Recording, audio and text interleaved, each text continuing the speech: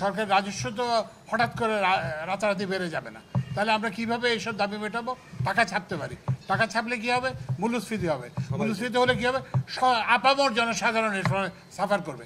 আপনার বাজারের আলুর দাম 40 টাকা থেকে 80 টাকা হবে, পটলের দাম 60 টাকা হয়ে যাবে, তেলের দাম 200 টাকা ছুবে। আপনারা কি এটা চান? পেঁয়াজের দাম 150 টাকা হবে, আমরা কি সেটা চাই না?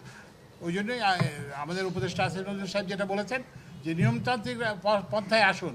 আমরা তো আলাপ করতে রাজি না, আমরা তো এমন তো কোনো সময় হয় নাই যে উপদেষ্টারা কিংবা কেউ কারোর সঙ্গে যোগাযোগ করতে ওনারা ব্যর্থ হয়েছেন, তা তো না। তাদের দাবিগুলো উপস্থাপন করতে ব্যর্থ হয়েছেন কিংবা আলোচনা করতে ব্যর্থ হয়েছেন, এমন তো কেউ বলতেছে না। তো সুতরাং আমরা এটা শুনতে রাজি আছি।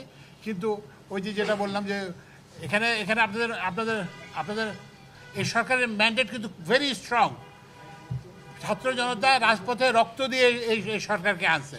সুতরাং কেউ যদি মনে করে এটা বানে ভেসে আসা সরকার না, তো সুতরাং এটা আমরা যে কোনো জাতীয় এটা জনপ্রত্যাশার সরকার, এবং আমরা সরকার জনপ্রত্যাশাকে মিট করার জন্য যত কঠোর ব্যবস্থা হোক আমরা নিব। But at the same time আমরা যেটা ন্যায্য দিয়ে, যেটা বৈষম্য, আমরা জানি যে গত 16-17 বছরের অপকর্মের ইতিহাস আমরা জানি। আমরা যে ওয়াকেফাল নই তা না, আসিফ নজরুল সাহেব খুব ভালো জানেন, আমিও খুব ভালো জানি, কিন্তু আমাদেরকে সময় দিতে হবে।